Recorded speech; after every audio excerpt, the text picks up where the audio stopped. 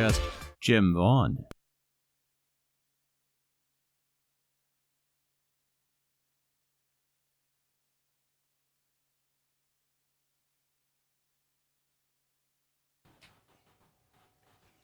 What's happening? What's happening? What's happening? How's everybody doing today? This is Will Quick, and you probably figured out real quickly that obviously P. Ross is not with you today. She's taking a break and has allowed me the opportunity to be her guest host on Chat City today. And so you all bear with me a little bit. This will be my first go round with this. But to help ensure success, I brought on some folks that are really, really, really not just special to me, but special to a great number of people. And I introduce to you now Vincent and Patrice Bayyan. You got an applause and everything. Oh, without a doubt. Man, I'm gonna pause for a second because as I think about it, it's been a minute since we've seen each other. Yes, but definitely. As we were just chatting a little bit before the show started, and thinking about all the different lives that you all have touched and continue to touch. I'm sure probably everyone's not listening, but for the ones that are, that overflow of memories will come back. Yes, indeed. Definitely. First and foremost, thank you, Brother Will, for allowing us and giving us the opportunity to be a part of something that you're doing. Patrice and I always love to engage in what we call information transfer. Being back in a radio station too, man. I don't know if you know enough, but that's what brought me to North Carolina. Oh, really? Yeah, my early career was in radio and TV. Okay. And after I graduated from, I've got to put this in. Go ahead. I already knew it was coming. After I graduated from Hampton Institute, we just had homecoming last weekend, and we played this other school in Greensboro. I'll let you talk about that. And Hampton won. Yeah, we'll give that up. As they say, we'll give that up. As they say, I digress, right? So that's what brought me here. My early career was in radio and television. I moved from New York to Wilmington, North Carolina, and then that was back in like 1985. Man. But I've been in North Carolina since then. So it wasn't long after that where we met. Of course, all three of us actually met through Inroads. Right, exactly. And, definitely. Years. And so, that's a great place to start because what we're discussing today, mapping for career success, that's what you all helped me tremendously along the way. And I guess we can call it success since I'm now retired, so might not have been the career I was originally thinking about, but I'm retired. But you know what's interesting about that? What's interesting about what you just said? If you were to do a survey about how many people actually worked in the career field that they went to school for, I think you would be surprised at some of the numbers. Actually, no. I remember they were talking about it. They said people, and this was even me coming out of college some years ago, that people change careers 2 or 3 times. That's true. Because the way it goes and demand, and that would take us well and beyond an hour. Yes. But when you talk about the loyalty component and where it resides between employer and employee, once the whole trying to fatten up my bottom line became your number one priority and not about people. Right. That's right. Well, you already know how that got off the rails. Yeah, right, definitely. Yeah. No doubt about it. Go ahead. I just want to say again, thank you for the Absolutely. opportunity. Again, you're talking about years and coming full circle from where we were when we talked about what inroads look like for young people. Yes. You don't hear that as much anymore when you talk about, pipeline. True. And that's truly what Inroads was doing was tapping what we considered then some really talented individuals. Unfortunately, pipeline has a much different connotation nowadays. It has a much different connotation. But thank you for the opportunity as well. And we look forward to just talking about how it looks today when we talk about mapping and Absolutely. and compared to Inroads days. Correct. Yes. Correct. Now, if I remember correctly, you attended, did you go to Southern? I did. You went to Southern High School Southern in Durham. Durham, right. I remember. Yep. I remember Southern Durham was red and white, red. Correct. Right, exactly. And one of the things when we talk about Inroads, for those who may not be familiar, Inroads was and still is a career development and placement organization for what we termed at that time talented minority youth. And the whole goal was, and again, Patrice and I talk about this all the time, we were doing diversity before diversity was even a word. Correct. The organization was geared toward creating a pipeline of minority talent into corporate America. Yeah. This was going back into started in the 70s? It definitely started in the 70s. We came on board in the 80s. Correct. But it was about this gentleman by the name of, he was a Father Frank Carr. Saw, he had worked in corporate and saw that, African Americans, Hispanic, Native Americans were being excluded. Underrepresented. And not tapped to go to enter the corporate ranks. Right. And so he came up with this idea and this plan about effective ways to do that.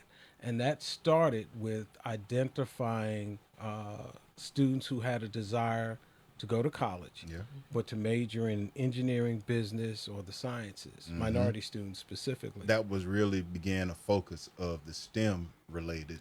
Exactly. STEM and business. And liberal arts, you know. And to Vince's point, it was the structure of, we use the word career mapping now, but Inroads was the model for using the very things to help career mapping take place. Correct. We refer to them as IEPs.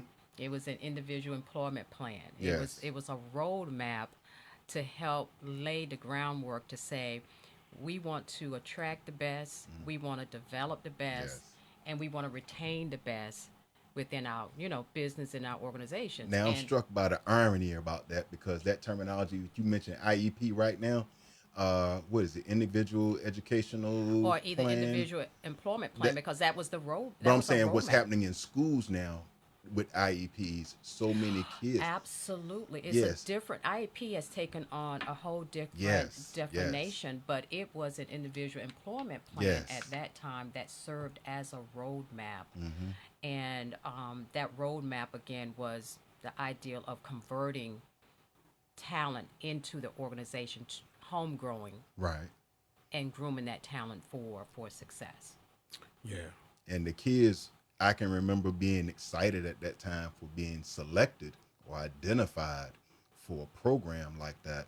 And all the other classmates that were with me from different high schools in and out there, I think we were represented by Southern Durham, Jordan, Northern Hillside, Durham High. I want to say as far away, was it Chapel Hill High? Chapel Hill High, and Orange. It was for the Triangle. And Orange, we were NC Tri. Right, NC Tri, right. I love it, yes. And students from the School of Science and Math as well. Exactly. So any school in the Triangle area was a targeted school for us to go and recruit students. Correct. And I wanted to go back because when I think about how we met, and we talk about the career mapping process, where it starts, back then, and I've got to give credit to where credit is due, as they say, you had counselors, you had high school counselors who were dedicated. You and I are probably thinking about one and the same, at least. Yeah, definitely. Because your counselor was the one who identified you. Constance Scott at Southern Durham High School. Right, exactly. Yep. And so, yes, Inroads was a part of the process, but those high school guidance counselors also. Correct. Particularly when they heard about the opportunity and what Inroads was trying to do. Right. They were on it. And they made sure, even whatever standards we had, even if a student was off that standard by a little bit. Right. Let's say at the time, what was it, you had to have a 3.0. Yeah. No lower than a 2.8. No, right. And we used to say, okay. But you all were offering tutoring services and whatnot. It wasn't about, where you're not meeting the standards, so you're done. Exactly. It was about, we're trying to braise you up to the level. Right, exactly. And level the playing field. Yeah. Part of what was happening is that the playing field, as it still is today, because we were driving equity before we even knew that the word equity was a part of the work. Right. we wasn't thinking about diversity. We were really thinking about as much as what do we do to level the playing field, not to do it for, but to do it with. Correct. How do we do it with these organizations? How do we do it involved in the high schools? It was really a way to say we all got to come together and take a responsible approach. Yeah. Not just inroads. We were a bridge, but we weren't the whole, solution to it. Yeah. And I think that's what's so missing today is that we were taking a responsive approach to helping to develop. Companies were saying we need to invest in training. Mm-hmm. And investing in training today, from an employer standpoint, is really almost non-existent. Correct. Low on in terms of priority, and where companies want to put their money. Yeah, and it's funny you say that, because thinking about the En-ROADS development and everything, one of the pieces that I won't say was missing, but wasn't as much of a focus, was like vocational skills. And it's so interesting. Once again, Vince, you and I were talking about this, moving from then to now. Yeah. If you could see En-ROADS now, could you see it changing in the way of focusing on including vocational skills as a way of generating income and maybe entrepreneurship? Certainly. College now is a lot different, particularly from a financial standpoint. I've said this to a number of folks. It's almost like the debt trap, because trying to convert education into earning potential now is extremely difficult. Extremely difficult. And En-ROADS was, and you're absolutely right. Like you could say hindsight is 20/20, but En-ROADS was certainly a product of its time. Yes. It was affected by what was going on, and so interestingly enough, then there were and it's so strange how, as I'm thinking about how it's shifted, because then most African Americans, or more African Americans, were in the vocational trades, and so we were like, okay, that's something that we do. Where we were being excluded was from corporate. Correct. And so this whole thing about education and what did success look like? Success looked like a white collar, where you went into a job with a briefcase, a shirt, and a tie. That became the and I hate to say it, but that became almost like the promised land. Correct. And in doing that, it excluded, because at that time we weren't even promoting entrepreneurship. It was getting corporate America to open up the doors and let minority talent in the doors. Right. And so everything else became secondary. Man, how things have changed. Which would you say was more difficult, motivating the kids then, or using a similar model modified for today and trying to motivate them into seeing the hope that's there for them now? Oh, that's a loaded question. We can't answer that question without really looking at where we are today. Sure. As Vince said, En-ROADS was designed during a time when it really aligned with what was happening. Yeah.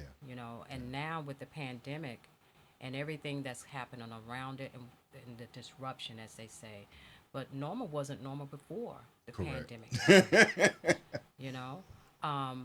Organizations and businesses had ceased doing what we call developing their talent.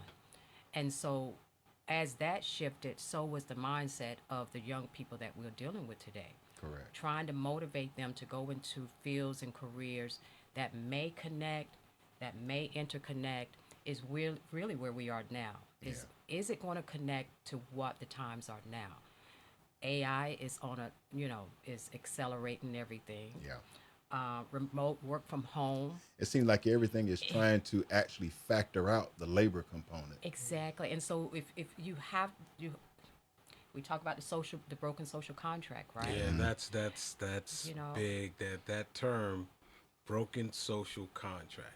So you figure right now, you've got at least two generations of young people who've seen their parents work for these corporations, go to work, put their time in, and they've gotten laid off. They didn't get what they thought they were supposed to get. They heard about the frustration that they encountered while they were on the job. Yeah.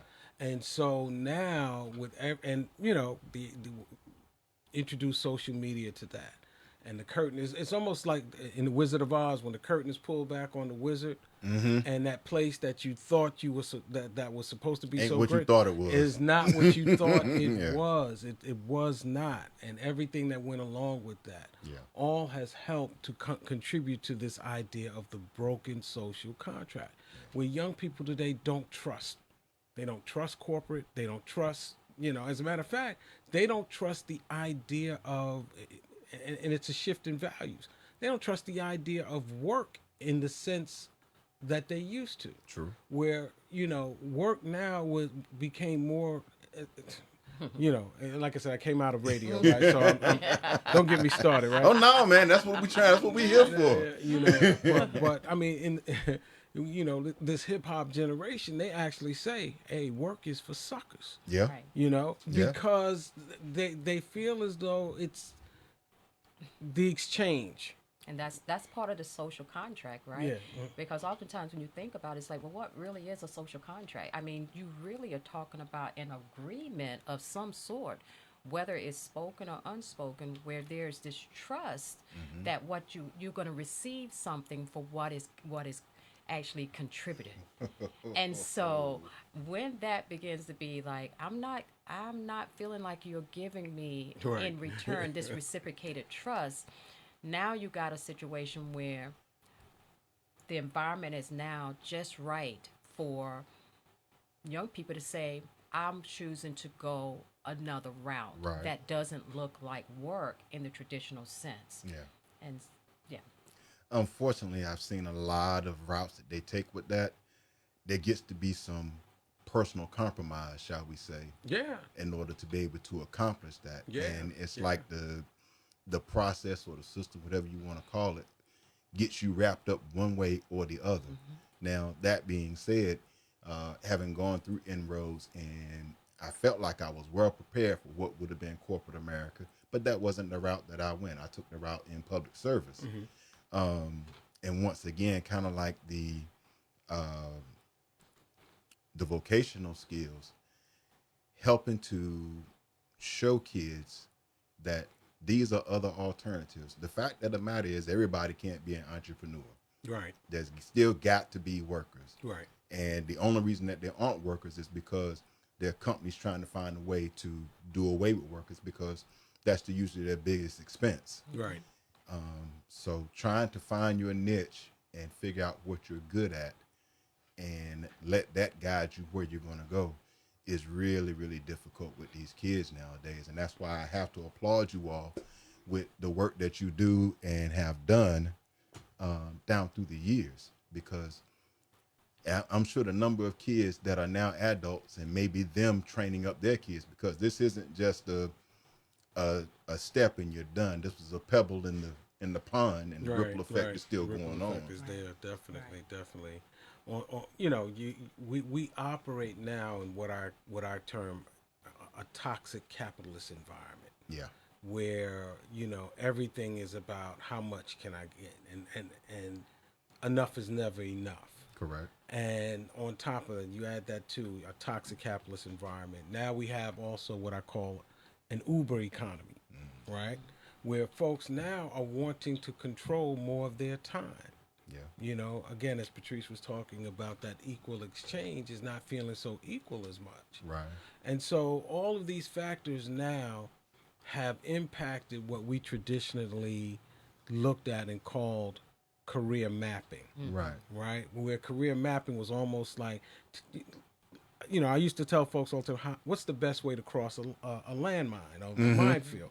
It's the step where someone has already crossed it. Right. And that was always almost the way like to look at career path. And you don't see any more footsteps, and you realize you need to go a different path. Right. That direction didn't work. Right. Exactly. Yeah, but to that point, if indeed career mapping, was something that employers took more responsibility for, or practitioners in the school took responsibility for. What it has done now is that it has placed the responsibility back with the individual. Yep. Yeah. Mm-hmm. And so, even though you may have studied a completely different field, what's so great about what's happening is that you really can look at where does my field and my work and my interests intersect with what's going on around me, and there's a lot of innovation that Yeah. can happen in that too. Yeah. I think the thing is, it still requires how do you look at career mapping as an individual? How do you take a personal approach to it? Vince and I, we often talk about the personal impact scorecard and how to use that as a way to say, well, if the employer is not going to do it for me, I need to look at my own, what's my impact? What is it that I'm going to get out of this organization I'm working for, this business that I'm working for? Because there are some skills and, transferable things that can be used. Sure. And use that to quantify and qualify what you can do in another environment, either for business or starting your own business. Right, there's a good point. Just to notify our audience once again, we are so pleased to have Vincent and Patrice Bayyan joining us today to talk about mapping for career success. And you are listening to Chat City on the Oak 93.5 WRLY. And we were just getting into what it's going to mean for this next generation this current generation, I should say. But before we kind of get into more nuts and bolts about that, clearly this is something that you all have got a passion for. And I was noticing through Vince's bio that the work that you've done with the foster care youth, how did that, I have to believe that had a huge part in your focus. And I'm sure Patrice has a story as well. And we might have been getting into that a little bit, but you would add on at the last minute, thankfully. So she wasn't supposed to be here. I was supposed to be traveling. Yeah, I was going to be traveling, but yeah. So yeah, you know what? It's not all things connect directly. Mm-hmm. My whole and our whole initiatives around foster care come out of my personal story. Okay. And my personal story is born and raised in New York City in Harlem. My biological mom abandoned me when I was 3 months old. Right. And I was raised by my next door neighbors. Mm-hmm. And, without going into a whole lot of details, but to share the story, Austin and Betty Cross, mm-hmm. Gave me something that I could not pay back. Correct. So you can only pay it forward. Mm-hmm. And so when the opportunity came and the resources became available, I said, I need to establish something to honor their legacy and their work. And so we are fortunate enough to have a nonprofit organization that's called Level Next, as a matter of fact, Training and Life Coach Institute. Right. So I guess it is connecting, right? It does connect. Because it helped to create this. Well, and it's funny, when I read that in your bio, it triggered a memory, and because I had heard this story before, I didn't remember all the details, but I knew that was a component of your upbringing. Right. So it was kind of like I already knew the answer, but I'm glad we got it on the air, because in this day and time, there are a lot of people that will find it easier or think it's easier to give up because their situation and circumstances are so overwhelming. I'm never going to be one of those ones that say, well, if I can do it, you can do it. Right. But what I will point to them is, here's a gentleman that has seen circumstances that would have otherwise lined him up for everything negative in his life. Absolutely. And like you said, you can't pay it, but you can't pay it back. So here's an opportunity to pay it forward for somebody else. They might be on that tipping edge. Yeah, no doubt about it. I mean, and again, even you coming up in Durham, and I remember conversations we had while you were still in high school. Somebody, each one teach one. That was a saying and program that in New York City was pretty popular, and that always stuck with me. You've got, no matter what your spiritual base is, whatever, we are functioning as a community. Correct. And whether or not it's about workforce development, education, just creating opportunities for one another, that has been something that's been a part of my story and my life, based on what Austin and Betty Cross did for me and showed me. And so, yeah, if it carries over into workforce development, even years later, believe it or not, we still have Inroads students now who are in their 40s. Yes. Who are still, who are still, and it's not that it's I good. won't say how old I am. Well, you retired, so that speaks to something. Even when you said, I remember, it made me say, how old am I? If I met you when you were in high school. See, but here's the funny behind that is I was on my way over here. I'm like, okay, who is Vincent and Patrice Bayyan to me? I'm like, they are parental figures. They are mentors. They are brothers. They are sisters. I don't know what to call you, Mr. and Ms. Bayyan, or what to call you, Vincent Patrice, because you all covered all of that.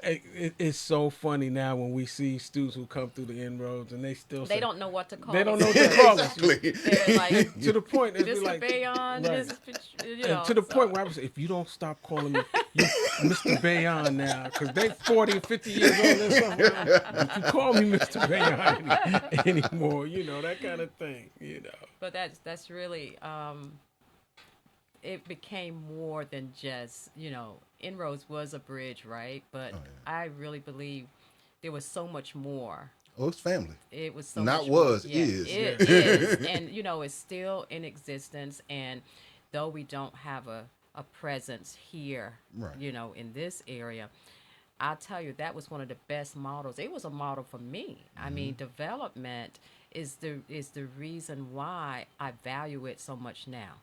I was I came in an administrative role, and by the time I left Inroads, I was the director.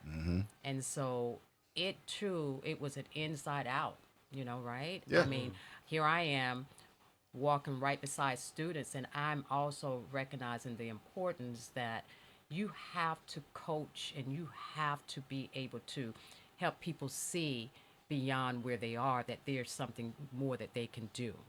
And so as a result of that, it put me on my trajectory to really work in areas where I can always tap into early talent. Yeah. How I can help organizations say, you need young people to keep the fabric of your company constantly innovative and creative. Correct. And more than anything, you definitely need people that's going to be of color and those who are going to bring thought from different diverse backgrounds. And so it was what I appreciate about how it actually helped me in my own personal development, to get me to where I am now. Yep.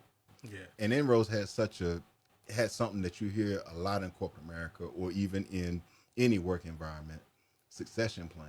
Yes. Because you started with Miss Boykin. Yep. And then it was you. And then it was you. Yep.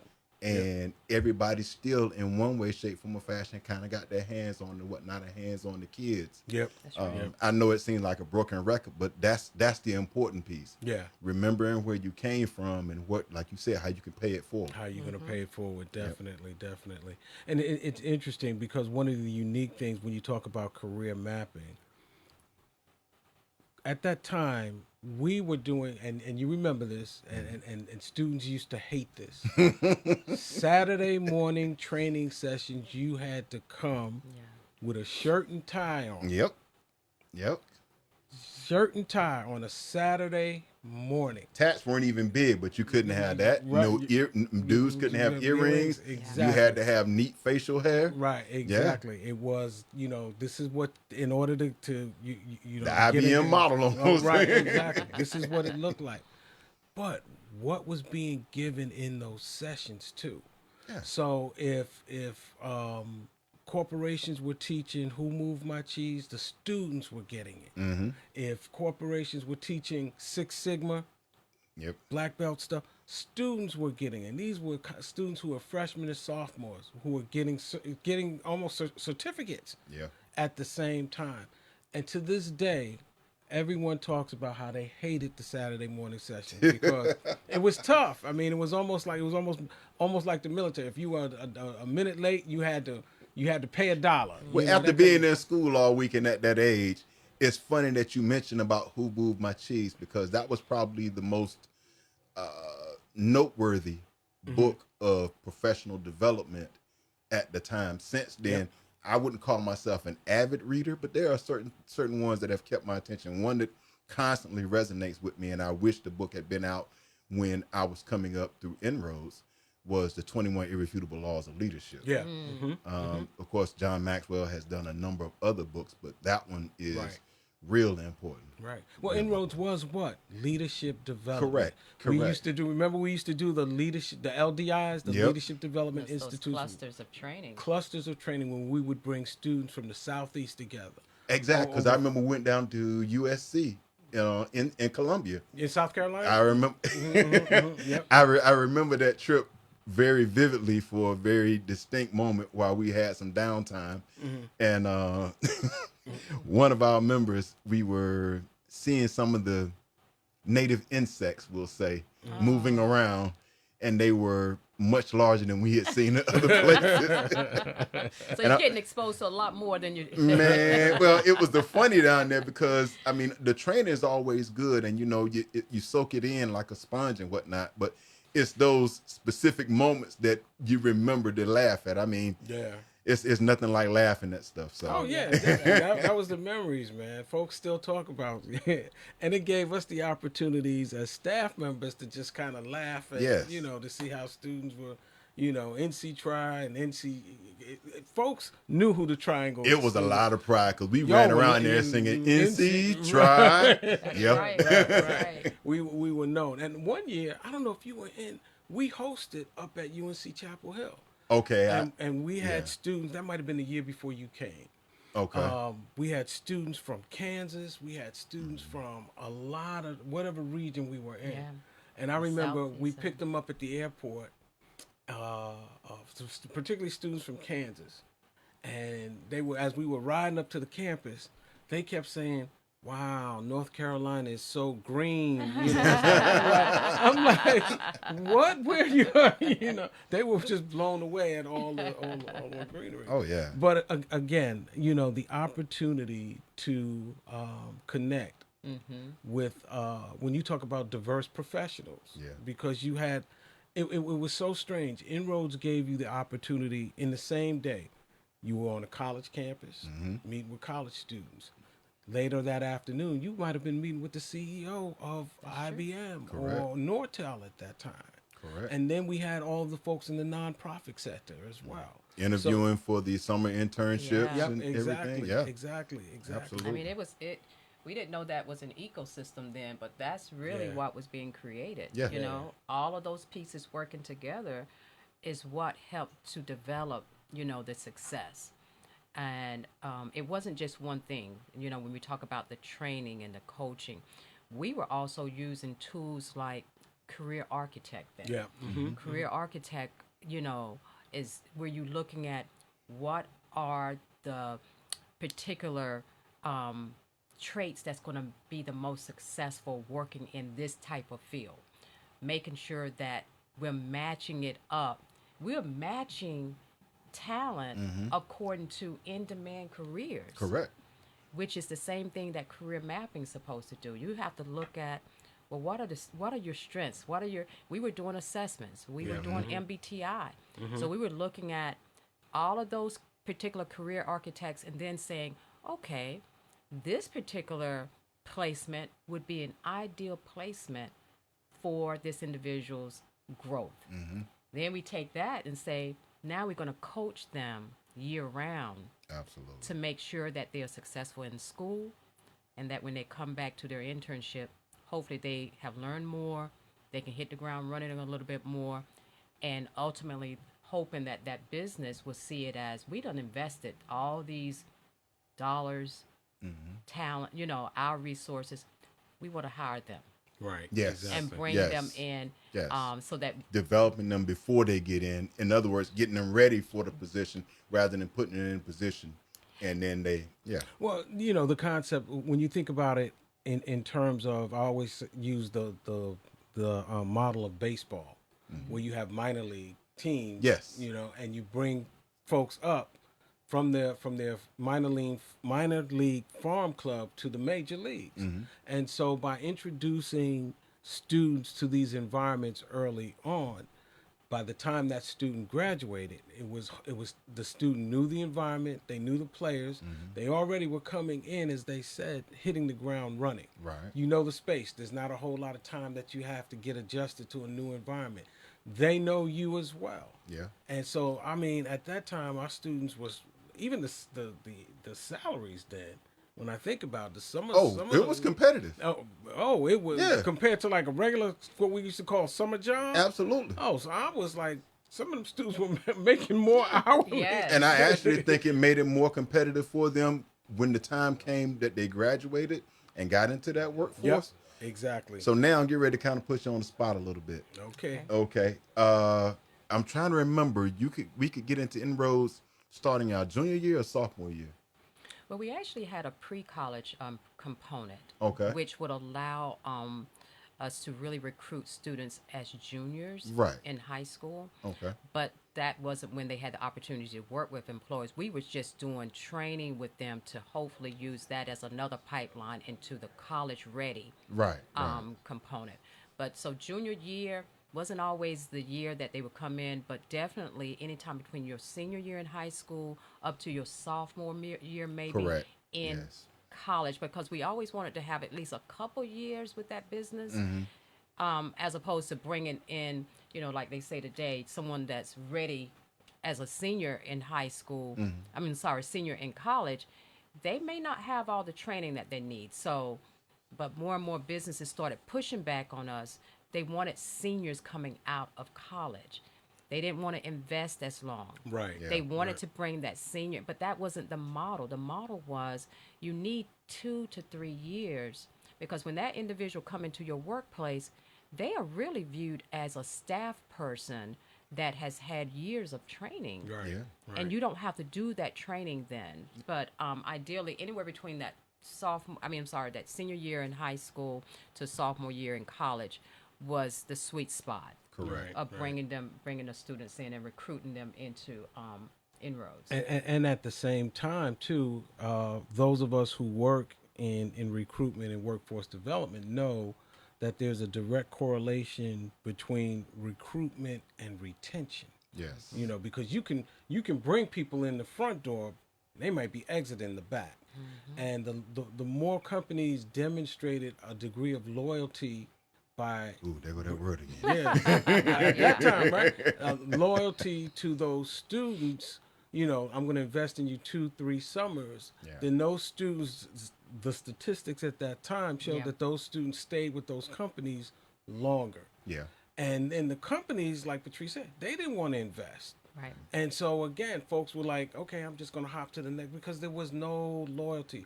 But then that spoke to, what I call this microwavable thing. And that was the word I was trying to think about, was, it's microwavable. It's like we want it now. Instant. Right. Yep. And we want, well, then, doesn't that sound familiar? Right? So now you got on one end employees, and you're recruiting individuals that are wanting it now. And then you're looking at inside a business that's wanting more for as little as they can get and wanting you to really produce a whole lot more. And yet they're frustrated, or you hear the talk about, well, we can't get anybody to work. Poverty wages ain't going to cut it with inflation being what it is nowadays. I'm like, it hasn't kept pace. And when you start to prioritize your profit margin and bottom line, it came to me, just basic economics. You take whatever your goods or services and what your expenses are, you set a price for delivering those goods or services, and then the difference is your profit. And that's the way that it worked. But then I saw a change in things, and they came up with a strategy to say, hey, we can further expand our profit by doing what they called efficiency models within the company, and saying, okay, do we actually need this person? Or can we make one person do more work? Or can we outsource? Never mind the impact that this country, we are not a save conscious country by and large in our economy. No. So if I'm a company, even if I've got more people than I need, the money that I'm investing in them is going to come back to me one way or the other. Someone was telling me about Walmart, and they used to give bonuses for their employees. Of course, to talk about what they pay the employees in the store. Right. Once again, a whole nother conversation. Right. But they got smart, and they started giving folks Walmart cards, from what I understand. Right. Mm-hmm. They know they can either write off the card as a bonus that they gave the employees, and then the money is still going to be spent back in their store. They're never losing anything. That's right. I mean, it is and evil genius almost. Yeah, right. It is. Yeah. Definitely. And it's so interesting because part of what we're talking about is, on one side, how businesses they've always had a way of saying, we got to look at our bottom line. Yeah. More and more when it comes to career mapping, when the way I look at it, career mapping is really just an increased awareness of your own skills, of how you're going to find the most sustainable way of caring for your family, caring for your community, and making the impacts that you need to make. Bottom line, because we now are creating our own businesses. Mm-hmm. And everyone is not going to take the path of going to college and going into a company. Correct. So career mapping has to be a personal responsibility to look at and assess and become just as aware of what can my skills do to create and produce income in a way that's, and how adaptable we can be. Right. Because going up through inroads, if you stayed the course on the map, and we'll utilize the term map, and the reason why I said map was because you look at a map, okay, this is the route I'm going to take, and you don't know that there is a detour or a change in that route until you get to it. And we saw so much success through inroads, and we were anticipating, okay, this is the route they put us on. As long as we keep our nose clean and do what we're supposed to do, we're going to reach the other end. Mm-hmm. And the only reason that we would find more oftentimes than not blockades or barriers or whatever was we could have made a better choice as a student participating in the process. Now, oh my goodness, whatever map you start off on inside of 10 miles, they done did a change in the road that Google ain't caught up with, or and that's, you actually hit the point. I was thinking to myself, I said, now how are they going to come up with a map for this? But you actually hit the point.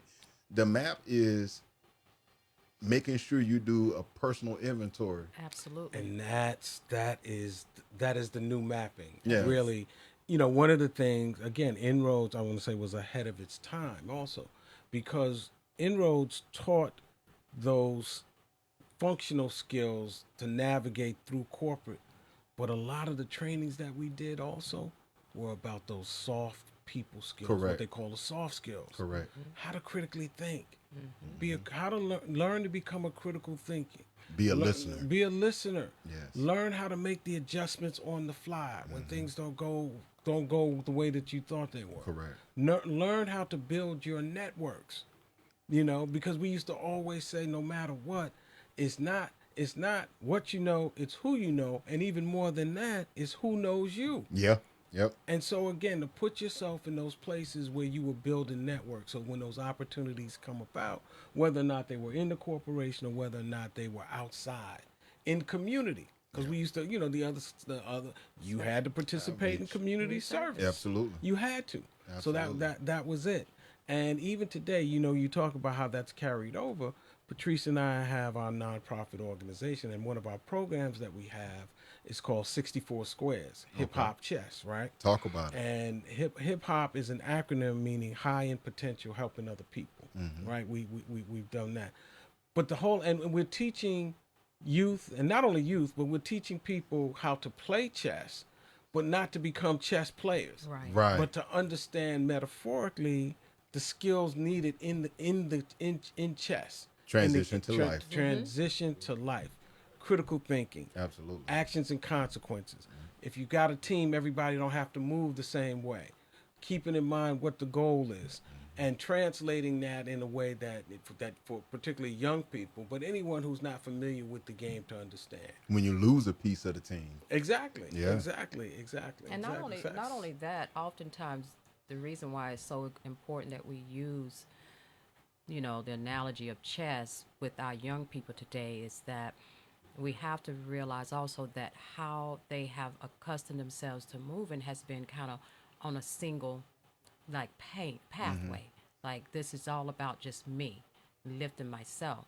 But when you talk about chess, you gotta be able to see all around and see who's actually moving with you, who's going to be against you, what's the opposition, and you can't do that by yourself. When to attack, when to protect. All of that. And so we really use that analogy to help our young people understand that in order for us to lift our community and lift whether it's inequities, we got to figure out how to reach across the lines to figure out how to do that a little bit better, because our young people also got to understand it's going to take more than just themselves to get them where they're trying to get to. Inroads taught that. Yeah.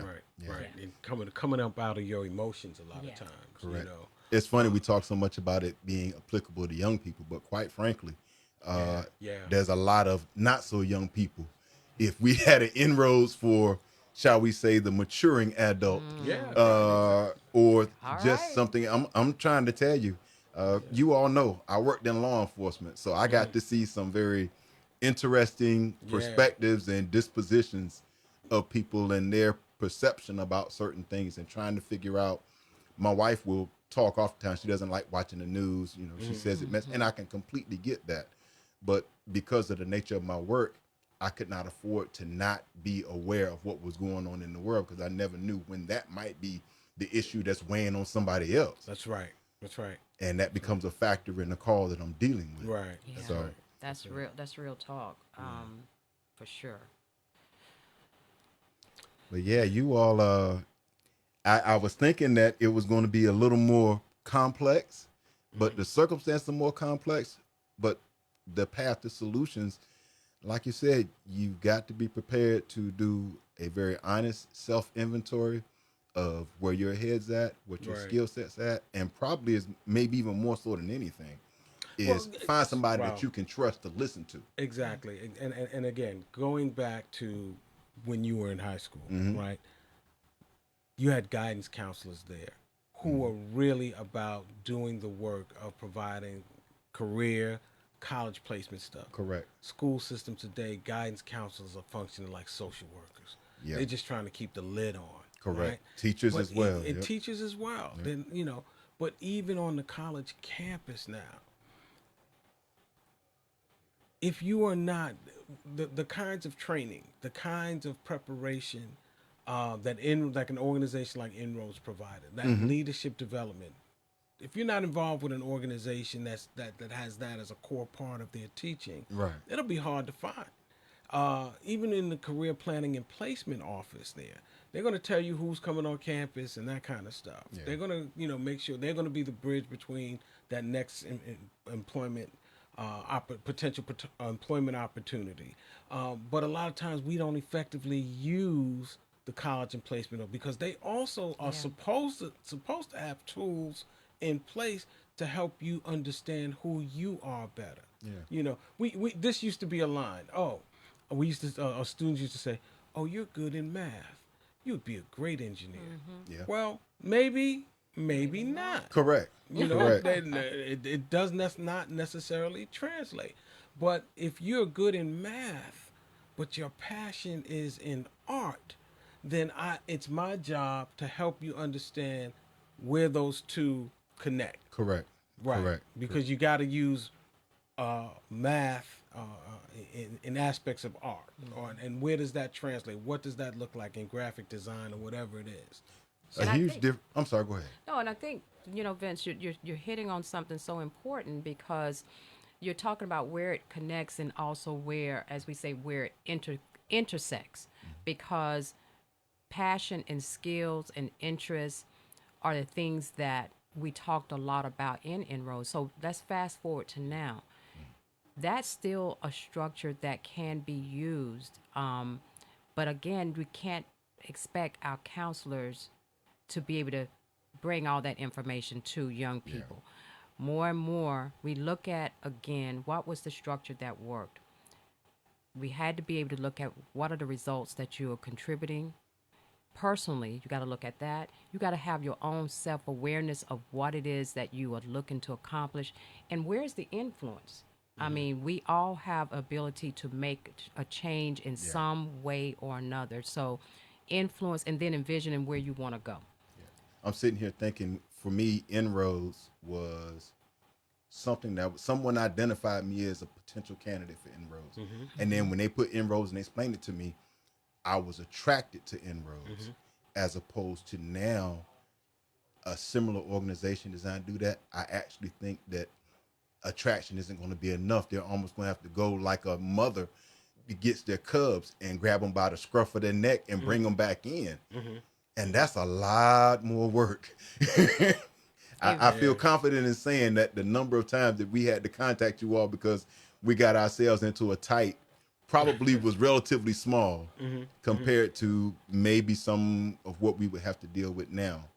And trying to find a way to keep those kids believing in the hope is a struggle all by itself. All by itself, definitely. And the, you know, with the introducing social media and introducing all of these concepts and then introducing, you know, mental health aspect.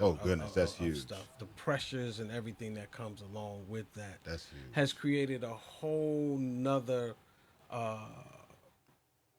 basket of things that we didn't they were always there, but not as prevalent as they are now. I don't know where it happened, but it seems like our ability to deal with life has kind of diminished. Because I'd say that outside of the technology and the social media and whatnot, everything that you hear kids talking about now, whether it's bullying or that sort of thing, is stuff we had to deal with too. Man, I'm like, bullying is nothing. Bullying is nothing new. You know, I'm here. I've got a friend in the studio with me, and we both grew up in Harlem, and so we knew what the bullies looked like. We talk about it all the time. And it got to that point where you say, look, you're gonna have to deal with this one way or the other. You know. But now it's on a whole nother level.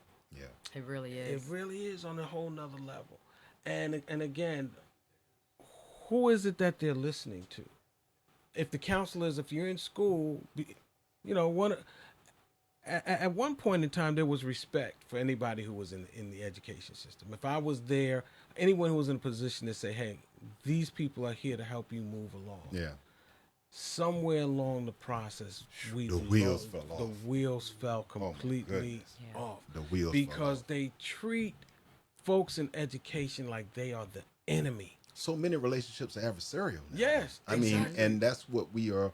Instead of learning how to build those bridges, and I've said this to a number of folks. If you look down through the history, and you know, once again, this is a rabbit hole, but you look at the history of this country. Traditionally speaking, the preeminent idea for solving conflict was might and violence. And it has now come full circle to where we are seeing it happen almost moment by moment. Exactly. It's like there is no diplomacy, there is no discussion, there is no finding the common ground. It's my way. This is the way it is. You know, and again, the idea of let us sit down together and reason. Let us sit down and be able to talk about this. Exactly. Let us look at the facts and not the feelings. Exactly. You know, let us be diplomatic in how we speak to one another. Learn to be objective instead of subjective. Learn to be objective. Those were we were doing that training, that conflict resolution and problem solving and all of that. Again, that was a part of a a lot of those sessions that was going on. Exactly. Conflict resolution. Because we knew that it wasn't just about working in the, the business and the organization. It was the unspoken rules we talked about. There are some things you're not going to learn in the classroom. Yep. And there are some things you're not going to learn in your workplace. I probably said this a number of times, maybe on the show, but my daddy always said, an ounce of prevention is worth a pound of cure. If you can kind of see where the pitfalls are, then you know how to navigate around them to work through them if there's no other way around them. Right. So, truth talking, and truth speaking. You all have truly been pillars of helping so many to navigate through this life journey. Well, you know what? Well, thank you so much, man. You. To say too, it's always been a two-way street, two-way learning street, because we would always learn stuff from the students as well. Their experience in corporate, their experiences that they were having outside of corporate, right? On their college campuses. Now, one thing I still laugh about to this day, you and I. Graduates of HBCUs. Absolutely. Right. Love them all. Just love one best. I like the way that sounds. Well, yeah, I similar feeling, same thing. It was so strange because, my students who were attending the HBCUs, we were like, it's homecoming. Yeah. Right? I would ask the students who attended State in Carolina, yo, this is homecoming week. What are y'all doing? They would say, literally, I'll never forget this. We're going home. And I'm like, what? It was just a difference. Yeah. It was a difference, and that kind of elevated something, for me as well. And it's interesting you mentioned that. Unfortunately, I think I see some of that happening even with HBCUs, because what's happening as far as keeping that the homecoming celebration that it isn't as much the students on campus. Outside of the athletes and that sort of thing. Yep. It's all the ones that have been connected as alumni or employees, or they are otherwise connected to other HBCUs. Yeah, and it's concerning. It is. It should be. It should be, because it speaks to a broken links of tradition. Yeah, it does. Broken links of the importance of supporting one another, how we support. Yeah.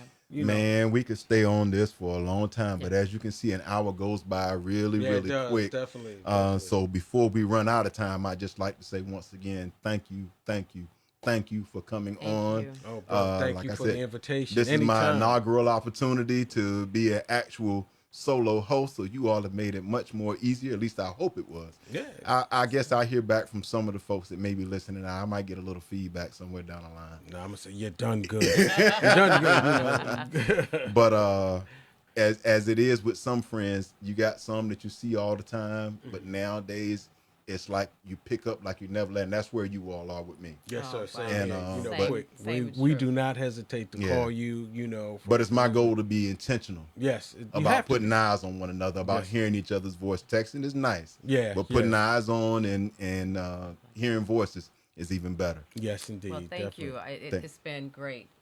Sitting and partnering with Vince and reminiscing along with what it's been on this journey. I hope it was painless for you. And look, other things came out of Inroads as well. A lot of people got married. They met their significant. You know what? I wasn't the only reason I wasn't gonna go there.